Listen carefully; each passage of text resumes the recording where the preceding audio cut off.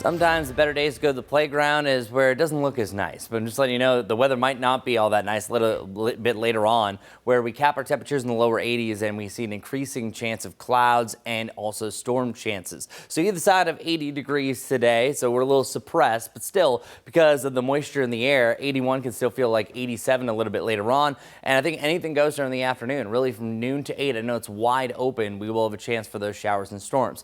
Really, one of the main ingredients here is this stationary front. If you are hot, humid with something to lift it all up, that is your best chance for widespread storms. And if you add a few extra ingredients, and I won't get too meteorologically deep, well, once you start to build those parameters, then you have an elevated risk for some severe storms. And that's exactly what we have today.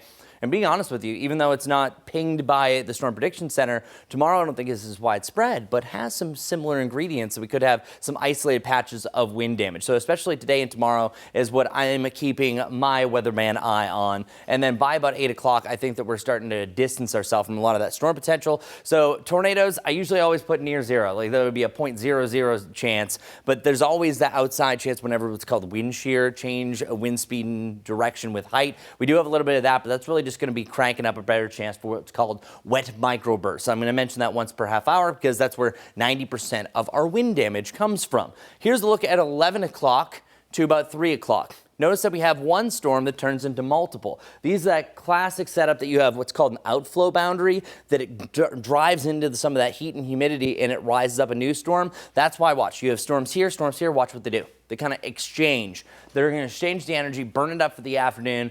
Anything goes, especially mid to late afternoon, where one of those could pop up some damaging winds. So just keep that in mind. Again, mid to late afternoon, I think is our biggest window of opportunity for anything that's associated with wind damage. But storms could happen as early as brunch time, not even lunchtime, which I would call the late morning. Today, overall humid to muggy, and that's exactly where we're going to be over the next several days. But our rainfall chances are really higher over the next 3 days. They slowly start to come down as we work our way into the weekend. And that's also a coincidence because that's also when our highs are coming back up. Sometimes when you start to warm things back up, it'll allow for some areas of some drier air, not as much of a presence of a front. That's allowing us to see just the typical pop-up shower and thunderstorm you usually have this time in August, which, by the way, this time of August averages 90 degrees. So we'll be right back there by the weekend.